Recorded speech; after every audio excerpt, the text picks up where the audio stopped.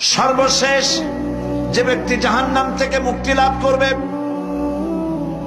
তাকে আল্লাহ পাক বলবেন, ফেরেশতাদেরকে বলবেন, ও আমার ফেরেশতারা, আমার এই বান্দাকে জান্নাত এবং জাহান্নামের মাঝখানে রেখে দাও। জান্নাত এবং জাহান্নামের মাঝখানে লোকটি যখন থাকার জায়গা পাবে, সে জান্নাতের দিকে তাকায়া দেখবে আর কাঁদতে থাকবে।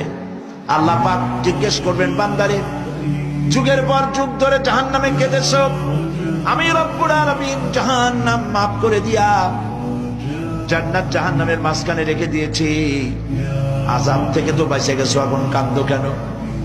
লোকটি বলবে, রব্বুল আলামিন কাঁদি এই কারণে, জাহান্নাম থেকে মাফ করেছো, তোমার শুকরিয়া আদায় করি।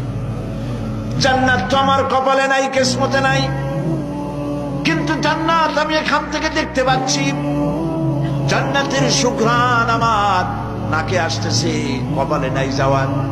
আমি কাঁদি এই জন্য, তুমি যদি মেহেরবানি করে আমাকে জান্নাতের দরজার কাছে একটু দাঁড় করায় দিতা, প্রাণ ভরে তোমার জান্নাতের দৃশ্যটা একটু দেখতাম।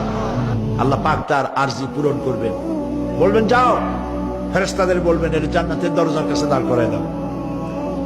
জান্নাতের দরজার কাছে দাঁড়িয়ে লোকটি আবার কান্না শুরু করবে। আল্লাহ পাক প্রশ্ন করবেন, এবার কান্দো কেন? লোকটি বলবে, রব্বুল আলামিন কান্দি এই কারণে, জান্নাতের এই দরজায় দাঁড়ায়া জান্নাতের অফুরন্ত নেয়ামত কিছুই ভালো করে দেখা যায় না, শুধু অল্প জায়গা দেখি। যদি তুমি আমারে দয়া করে জান্নাতের মাঝখানে দাঁড় করায় দিতা, চতুর্দিকে তাকায়া তাকায়া দেখা কলিজারে ঠান্ডা বানাইতাম। তবে আমি ওয়াদা করি, জান্নাতের কোন নাজ নেয়ামত, কোন ফল আমি খাবো না, ধরবো না, সইব না। একটুখানি মেহেরবানি করে মাঝখানে দাঁড় করাইয়া দাও, জান্নাতে ঠান্ডা করি। আল্লাহ রাব্বুল আলামিন ফেরেশতাদের বলবেন, আমার এই বান্দারে জান্নাতের মাঝখানে দাঁড় করাইয়া দে। আল্লাহর নবী বলেন, জান্নাতের মাঝখানে দাঁড়িয়ে লোকটি আগের চাইতে আরো জোরে চিৎকার মেরে কাঁদতে থাকবে। আল্লাহ পাক বলবেন, বান্দারে কি হলো তোর? দরজার কাছে আসতে চাইছিলে, আইনা দিলাম। আবার এবার মাঝখানে আসতে চাইছো, তাও এনে দিয়েছি, আবার কান্দো কেন?